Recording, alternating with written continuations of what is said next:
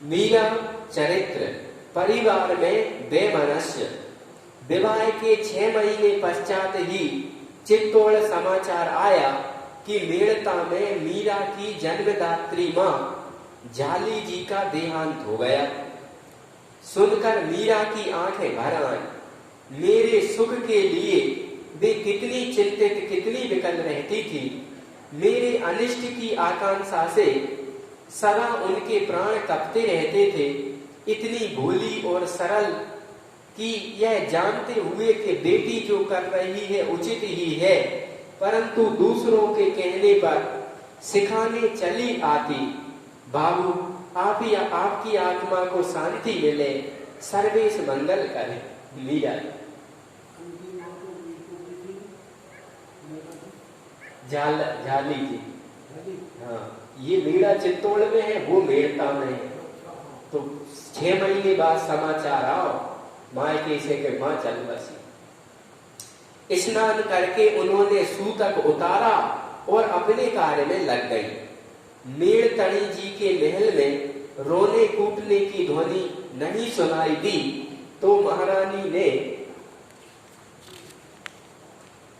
दासी द्वारा समाचार यह भेजा कि कदाचित बीलड़ी को किसी ने कहा भी ना हो।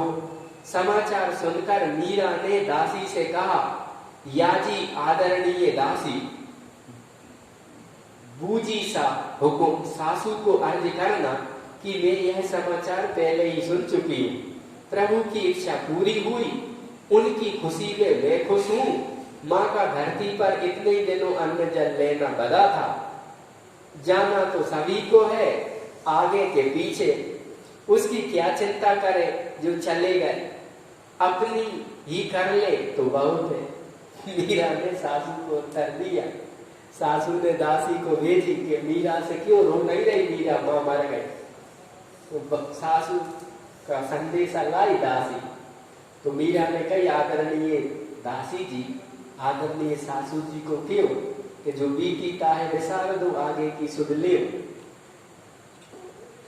यह उत्तर सुनकर सबके मुंह खुल गए। यह कैसी बेटी है। गणगौर आई चैत कृष्ण प्रतिपदा से चैत शुक्ल तृतीया तक का त्योहार। नगर में, किले में जिधर देखो सुंदर वस्त्राभूषण पहने हुए स्त्रियां, सिर पर चमचमाते हुए कलश लिए फूल पाती लेके आ रही हैं। गणगौर चैत महीना में पड़ता है। चैत प्रतिपदा से चैत शुक्ला तृतीया तक 3 दिन का त्योहार। माथा गणगौर बड़ी महारानी की दासी आई। उसने अर्ज किया, सूर्योदय होते ही पूजा का मुहूर्त है, सो सरकार का पधारना हो जाए। यदि आज्ञा हो तो मैं उपस्थिति हो जाऊं लेवाने के लिए। इतनी शीघ्र मुहूर्त आया है याजी, कुछ देर से नहीं था। मीरा ने चिंतित स्वर में पूछा। दासी बुलावे आई पूजा के लिए। पता नहीं बाबूजी, पंडित जी ने देखकर बताया होगा। मुझे तो दाता हुकुम महारानी जी की आज्ञा हुई, सो मैं हाजिर हो गई। दासी ने कहा, ठीक है, तुम्हारे आने की आवश्यकता नहीं है। समय मिला तो मैं स्वयं ही हाजिर हो जाऊंगी। यदि मुझे विलंब हो जाए तो मेरे लिए प्रतीक्षा न करके सभी पूजन कर लेना। मीरा पूजन में भी भगवान की ठाकुर सेवा को छोड़ के मीरा की कई रुचि है नहीं। अरे बाबूजी, यह ना फरमाइए, मुहूर्त टलना कुछ गुण होता है। आप पर तो यूं ही लोग नाराज हैं और उन्हें नाराजगी का मौका ना दिया जाए। दासी कह रही, मैं प्रयत्न करूंगी कि समय पर उपस्थित हो सकूं। ब्रह्म मुहूर्त लगते ही मीरा ने उठकर स्नान किया, पर प्रभु को जगाते हुए हाथ रुक गए। आधी रात के पश्चात तो प्रभु ने शयन किया है, अब इतनी शीघ्र कैसे जगा दूं? अथवा पहले गणगौर पूजाऊं, किंतु वह मुहूर्त तो सूर्योदय के समय है। यदि अभी जागकर पूजा आरंभ ना की तो सूर्योदय तक पूजा पूरी नहीं हो सकेगी। फिर पर नहीं कैसे जगाऊं, भगवान कैसे जगाऊं जल्दी।